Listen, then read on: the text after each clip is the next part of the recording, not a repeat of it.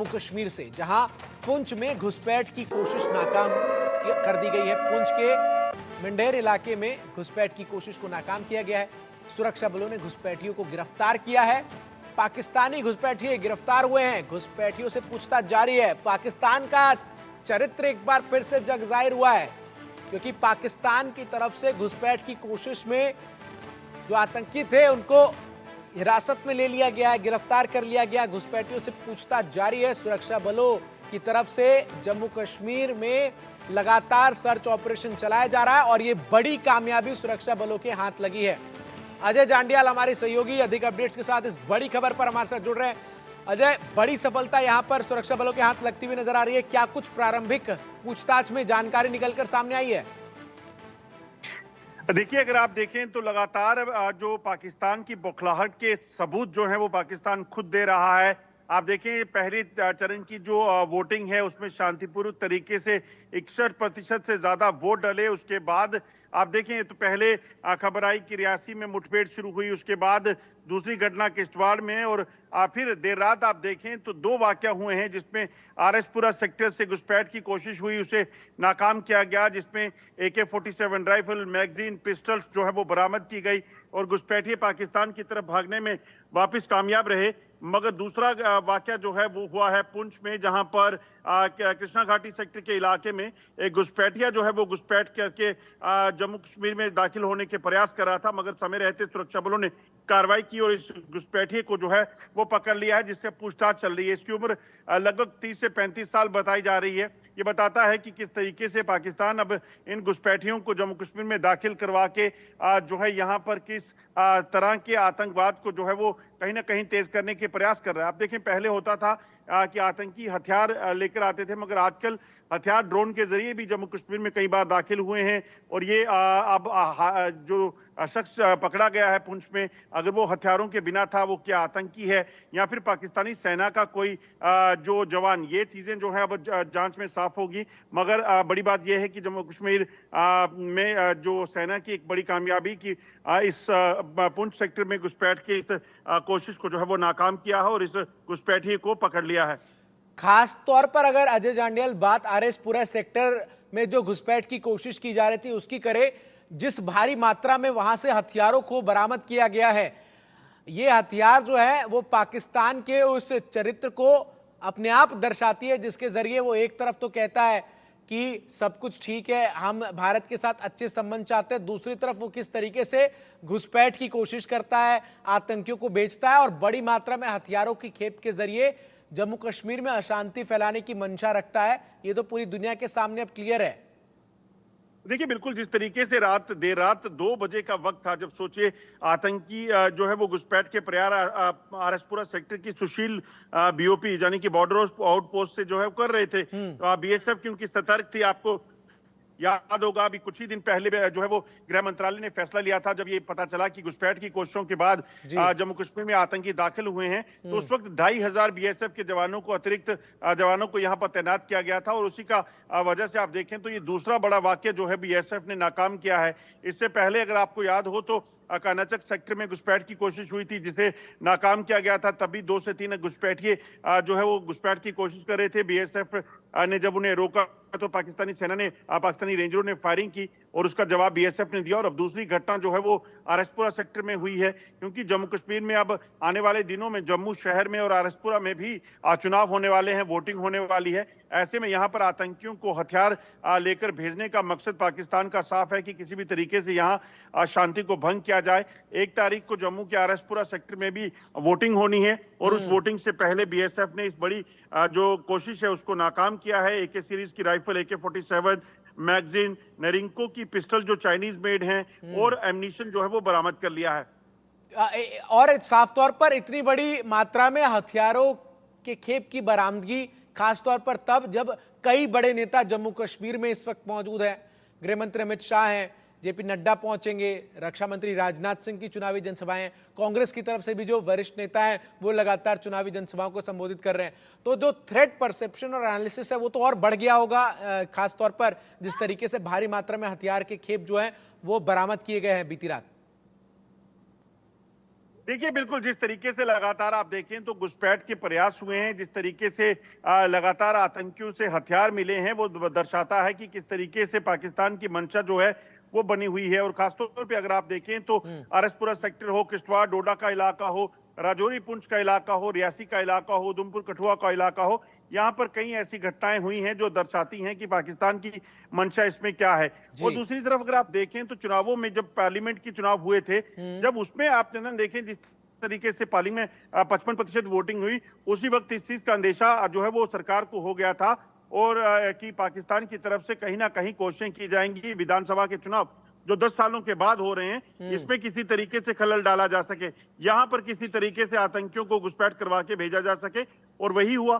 60 से 70 आतंकी घुसपैठ करके जम्मू कश्मीर में दाखिल हुए। उन्होंने कई हमले दिए, यात्रियों को नहीं बख्शा। कटरा में यात्री बस जो शिवखोड़ी गई थी उसको निशाना बनाया। घर में घुसकर ढांगरी में, राजौरी में लोगों की हत्या की गई और इसी तरीके से थना मंडी में एक सेना के जवान के भाई की हत्या कर दी। तो ये साफ दिखाता है कि बौखलाहट किस कदर की पाकिस्तान की बनी हुई थी और पाकिस्तान की मंशा यही थी कि किसी भी तरीके से जम्मू कश्मीर की शांति को भंग कर रहा है। उसी के लिए पाकिस्तान तमाम इंतजाम करे हुए था, मगर सेना ने, सुरक्षा बलों ने, जम्मू कश्मीर पुलिस ने पाकिस्तान के उन नापाक इरादों को नाकाम किया है और लगातार डटे हुए हैं ताकि ये चुनाव जो है वो शांतिपूर्ण तरीके से हो जाए बिना किसी खलल के।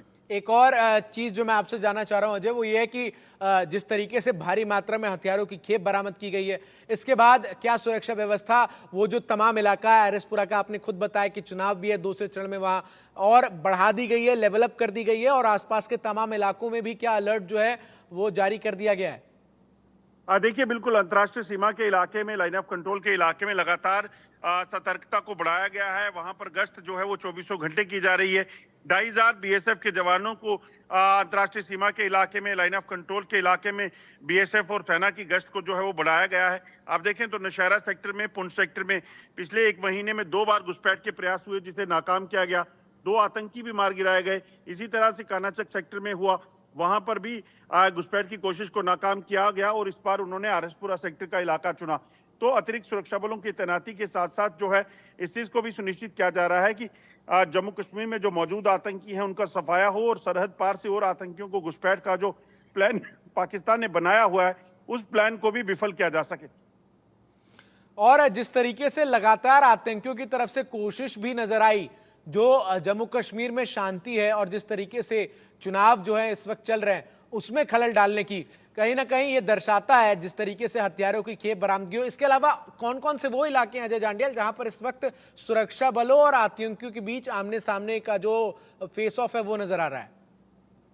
देखिए, सबसे बड़ा जो इलाका चुनौती भरा है वो है जंगल का इलाका, जहां पर डोडा, किश्तवाड़, रियासी, उधमपुर कठुआ और उसके साथ साथ जो राजौरी पुंछ का इलाका है, यहाँ पर आतंकियों की मौजूदगी है। जैसा मैंने आपको बताया कि लगभग 60 से 70 आतंकियों की मौजूदगी की खबर जम्मू खिते में है, इन इलाकों में है और आतंकी अलग अलग ग्रुप्स में, अलग अलग इलाकों में छुपे बैठे हैं और वो कहीं ना कहीं जब उनको इशारा होता था वो सरहद पार से अपने आकाओं से उसके बाद ये हमलों को अंजाम देते थे।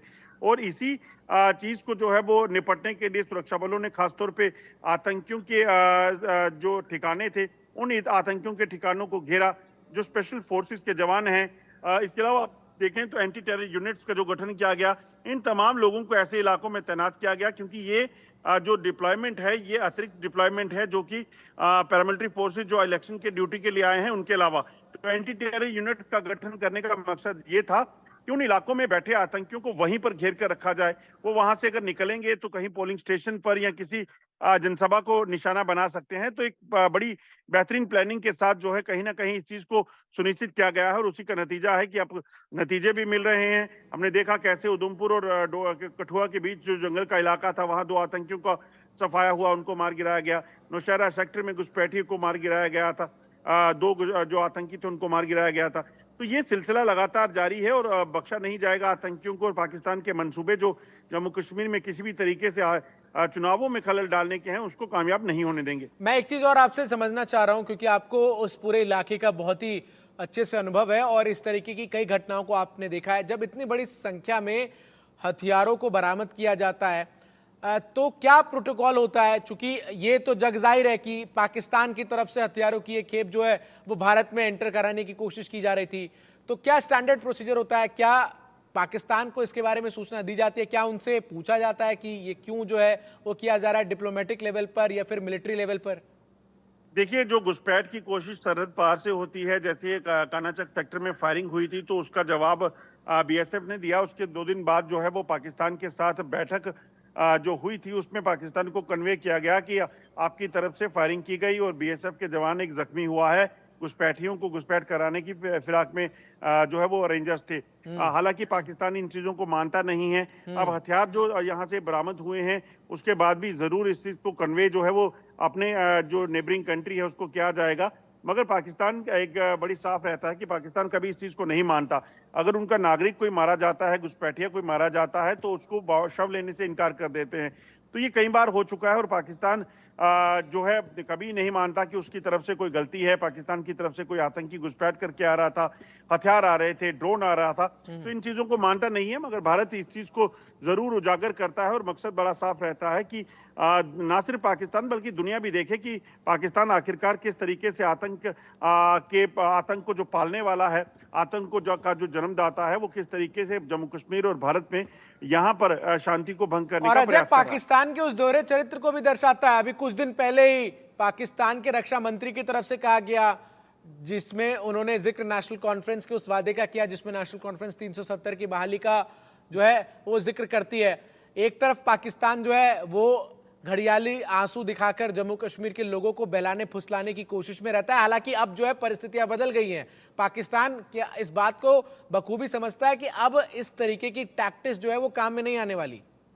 देखिए, बिल्कुल पाकिस्तान जो है वो जानता है कि जम्मू कश्मीर या भारत से ना वो जंग में जीत सका। वो उसने घुसपैठ करके कारगिल में जो है वो इलाके को कब्जा करने की कोशिश की गई, उसे नाकाम किया गया। इससे पहले 65-71 की जंग में पाकिस्तान को जो है वो मात मिली और उसके बाद कई उसके सैनिक जो हैं वो उनको सरेंडर करना पड़ा। उसके बाद आप देखें तो कई बार युद्ध विराम का उल्लंघन किया। तो पाकिस्तान जानता है कि भारत के सामने उसकी एक नहीं चलेगी, तो एक कोशिश पाकिस्तान की जो रहती है, ब्लीड इंडिया 1000 कट्स, वो सिर्फ और सिर्फ यही घुसपैठियों की वजह से, आतंकवाद की वजह से वो करने के प्रयास करता है, मगर उसे भी लगातार नाकाम किया जा रहा है। और पाकिस्तान जो अब नेशनल कॉन्फ्रेंस और कांग्रेस के एजेंडे की आप बात कर रहे थे, तो पाकिस्तान हमेशा जानता है कि जम्मू कश्मीर में कोई भी ऐसी हमें अपॉर्चुनिटी मिले जिसके जरिए वो जम्मू कश्मीर में या भारत में जो है वो अपनी सिंपैथी शो करने की कोशिश करे, तो उसमें पीछे नहीं रखता है। आप सोचिए, गिलगित बाल्टिस्तान में क्या हो रहा है, बलूचिस्तान में क्या हो रहा है, पीओके में कैसे भुखमरी के हालात में हैं लोग। वो चीजें पाकिस्तान बाहर नहीं आने देता, मगर पाकिस्तान अगर कोई फिक्र करता है और बेवजह अगर मुद्दे को उठाने की कोशिश करता है, तो वो कश्मीर का है। जबकि कश्मीर में अगर आप देखें तो इतनी डेवलपमेंट, इतनी तरक्की जो है वो लाहौर में नहीं होगी जितनी कि कश्मीर में हो चुकी है। तो ऐसे में कहीं ना कहीं पाकिस्तान को अपने गिरेबान में झांकना होगा। मगर पाकिस्तान अब दुनिया के सामने भी एक्सपोज हो चुका है कि कैसे पाकिस्तान जो करतूतें करता है उसके लिए जो है भारत किस तरीके से काम कर रहा है। और पाकिस्तान की ही करतूतों का नतीजा है कि हजारों की संख्या में लोग जो हैं वो सिविलियंस हो, सुरक्षा बलों के लोग हों, उनको अपनी जान गंवानी पड़ी आतंकवाद के चलते। दूसरे और तीसरे चरण के मतदान को लेकर सुरक्षा व्यवस्था किस संख्या में तमाम इलाकों में जहां पर मतदान होना है की गई है अजय? देखिए, पहले चरण के मतदान जो है वो पूरे तरीके से शांतिपूर्वक रहे, बिना किसी अप्रिय घटना के। और अब दूसरे तीसरे चरण के चुनाव जो होने हैं, दूसरे चरण में सेंट्रल कश्मीर का इलाका होने वाले चुनावों में जाएगा, जिसके अलावा जम्मू की अगर बात की जाए तो राजौरी पुंछ का इलाका जो है वो वोटिंग के लिए जाएगा, जबकि तीसरे चरण में जम्मू शहर और नॉर्थ कश्मीर का इलाका जो है वो वोटिंग के लिए जाएगा। तो कहीं ना कहीं पूरी तैयारियां कर रखी गई हैं, अतिरिक्त सुरक्षा बलों की तैनाती है, पोलिंग बूथ से लेकर रैली जो होती हैं वहां तक जो है वो पुख्ता इंतजाम किए गए हैं। अगर आप देखें वीवीआईपी जो नेता हैं, बड़े नेता जो हैं, चाहे वो अमित शाह की बात करें, गृह मंत्री अमित शाह आज भी जम्मू कश्मीर में हैं जी। इसके अलावा आप देखें तो बड़े नेता जो राजनाथ सिंह हैं, नितिन गडकरी हैं, प्रधानमंत्री नरेंद्र मोदी हैं, ये सब जो है इस वक्त जम्मू में ऑलरेडी कैंप किए हुए हैं। ठीक है, बहुत शुक्रिया आपका अजय, विस्तार से तमाम